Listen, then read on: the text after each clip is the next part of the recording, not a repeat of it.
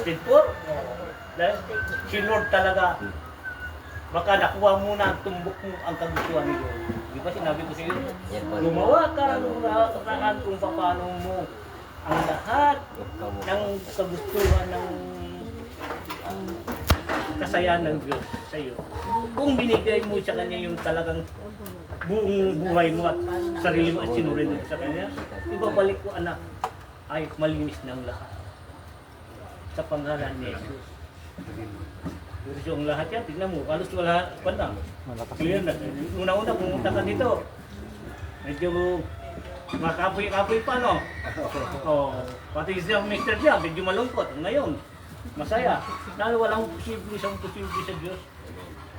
Kung sa lahat, ang bagay sinasabi ko sa kanila, ang anuman, ang nandito sa mundo natin, ano ang kagustuhan ng Diyos, ay pag-ibig. Tingnan natin yan. Lahat ng bagay sakit kasi mawawala yan. Dahil tatanggapin tayo ng Diyos, tinanggap natin din ng Diyos. Ang pangalan niya. Kasi dala-dala ko, ay pag-ibig. Buhay ito. Kung yung may kagamitan mo, may power, hawakan mo, titibok-tibok ito. Ito ang simbolo ni Jesus.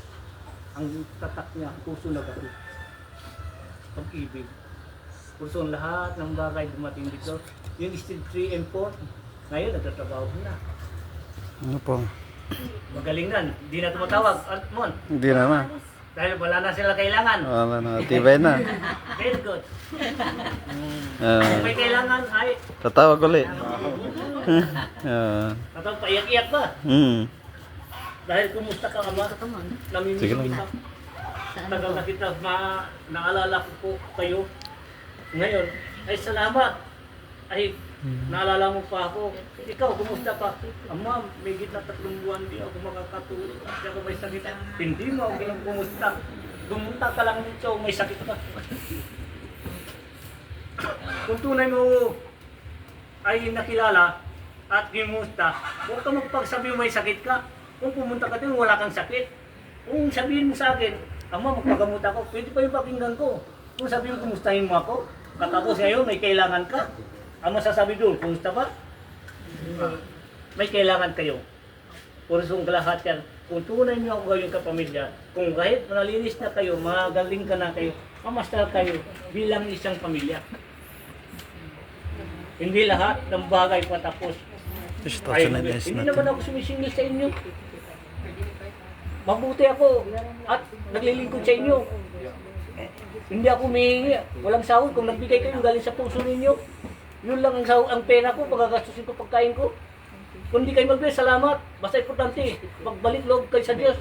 Diyos na ang bahala sa akin. Diyos na ang bahala sa inyo. Dahil siya na magaling sa inyo.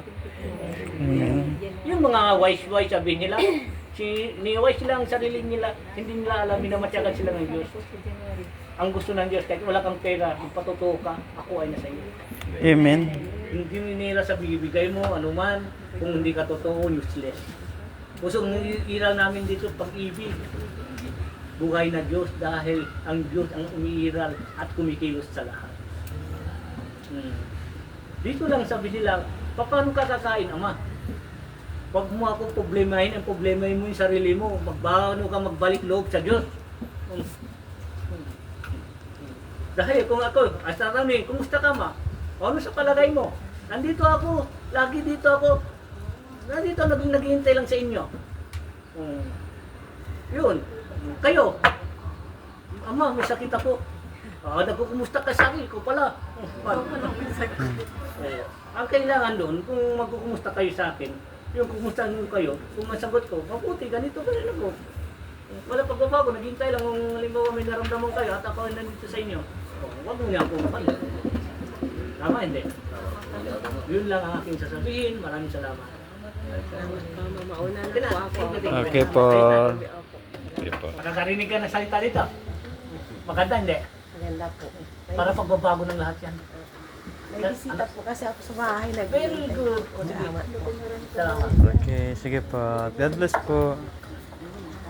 Okay na. Ano sino may sakit ngayon? May naramdaman? Kaya, mapinaran niyo dyan dito siya. Sugar. Para sa sugar. Sige, doon na tayo minam. Sige po. Para Napastas dito sa loob. sakit ang sugar. Shoutout po sa inyong lahat ng Rian. Sa 4 Eyes natin yan. Shoutout kay Sister Nika. Yun naka-violet po kanina. Ano po yan? Meron po siyang stage 4 cancer. Yan, sa paniniwala niya sa Diyos, yan, walang imposible. Ngayon malakas na yung kanyang katawan. Tapos yung mga nakitang sakit sa kanya, hindi na po malalaki, kundi maliliit na. Kaya walang imposible kapag tayo tunay na nalig sa Diyos. Bibigyan natin yung paniniwala natin. Surrender natin yung sarili natin sa Kanya. Dahil ang Diyos, walang imposible. Siya ang ating dakilang manggagamot. Ang ating Panginoong Yesu Kristo.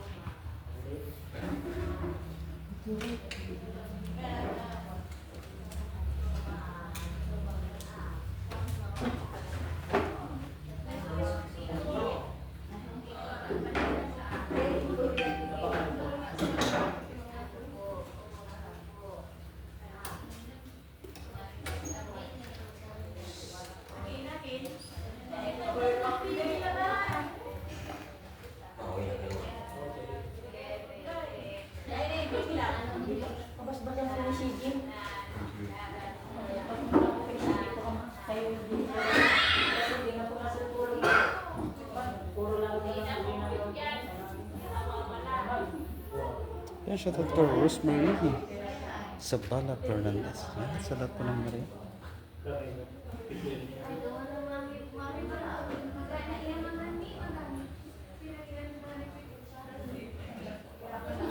Thank you. Okay, thank you. Anong pangalan? Enrico Dibilio.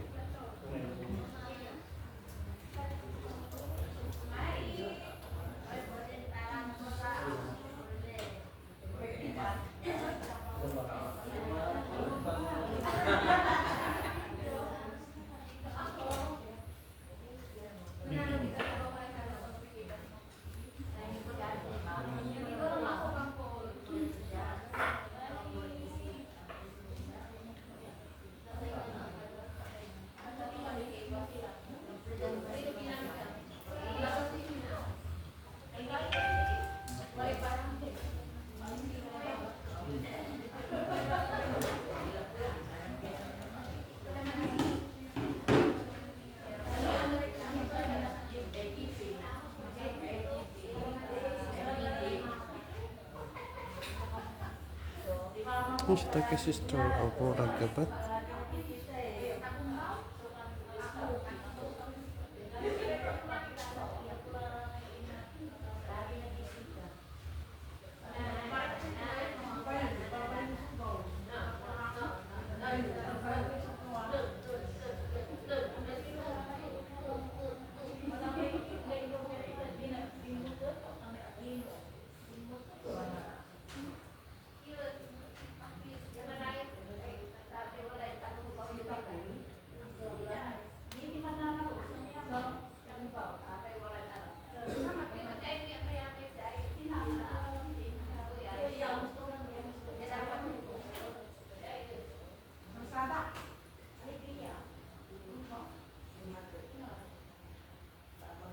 Ay, salamat po kay Tita Lars Blanc. Thank you for watching po. Pagpunta sa kanila.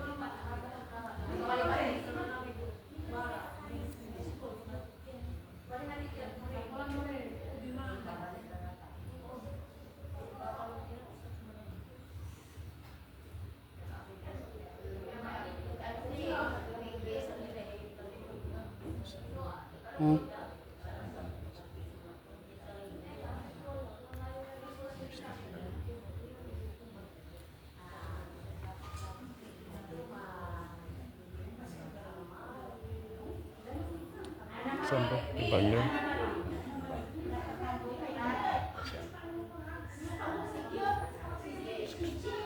Tayo.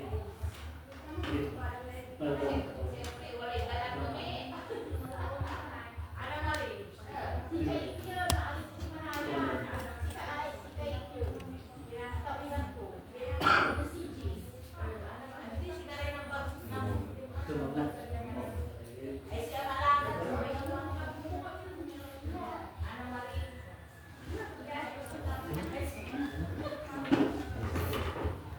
Tutubig mo.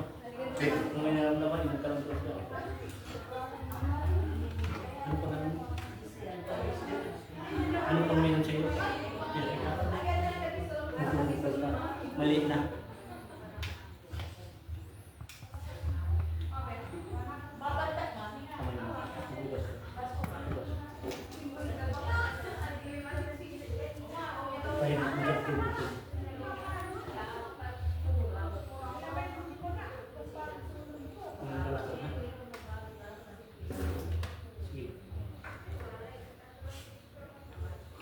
Ayun ulit ito.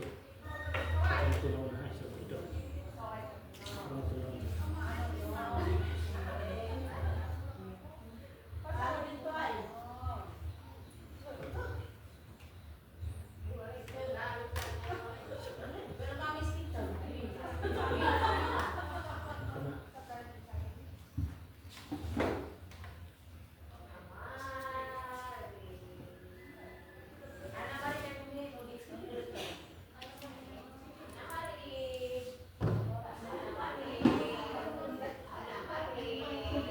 Saan siya tat kay Glinda Fernandez?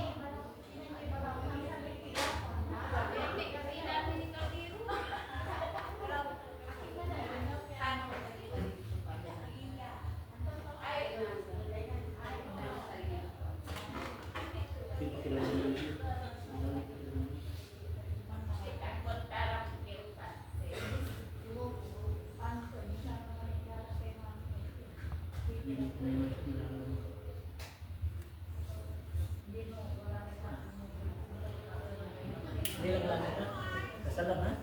Salamat po.